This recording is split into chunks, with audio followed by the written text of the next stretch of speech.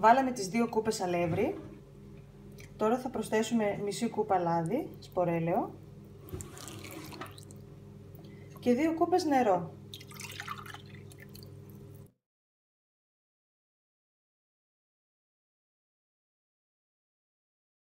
Τη δεύτερη δεν την έριξα όλη, πρώτα θα ανακατέψω λίγο να δω γιατί θέλω ο χυλός μου να είναι λίγο σφιχτός και όχι πολύ νερουλός.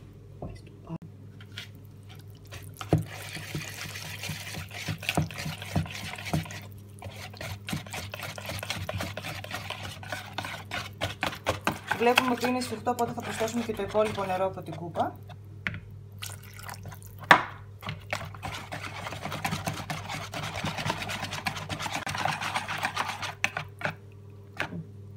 Εντάξει.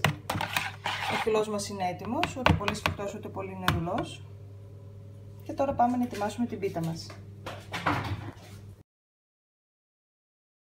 Λαδώσαμε το ταψί και θα βάλουμε ένα-ένα τα φύλλα μας, απλώνοντας λίγο χυλό από πάνω, σε κάθε φύλλο ξεχωριστά. Αλείφουμε να πάει καλά ο χυλός, σε κάθε φύλλο. Συνεχίζουμε την ίδια διαδικασία, τώρα βάζουμε και το δεύτερο φύλλο. Μισά φύλλα θα βάλουμε κάτω και μισά θα βάλουμε πάνω από τη γέμιση. Απλώνουμε πάλι το μαγικό χυλό.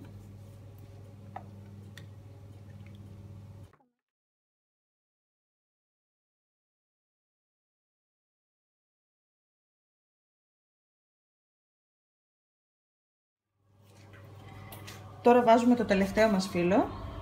Αυτό το φύλλο δεν θα ρίξουμε χυλό γιατί θα βάλουμε τη γέμιση από πάνω και θα συνεχίσουμε μετά κανονικά την ίδια διαδικασία με τα υπόλοιπα φύλλα. Έχουμε βάλει τη γέμιση για την πίτα μας. Μπορείτε να βάλετε ό,τι γέμιση θέλετε, μπορείτε να την κάνετε μισή-μισή όπως έκανα εγώ και συνεχίζουμε με τα υπόλοιπα φύλλα.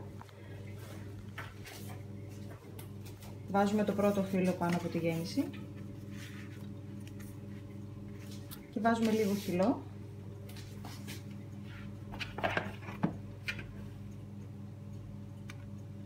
Και τον απλώνουμε.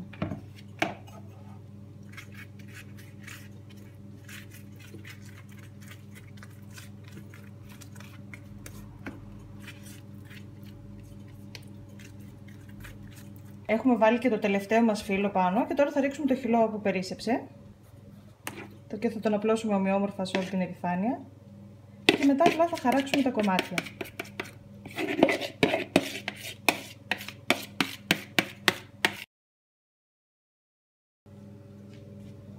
Η πίτα μας είναι έτοιμη και τώρα πάμε να χαράξουμε τα κομμάτια.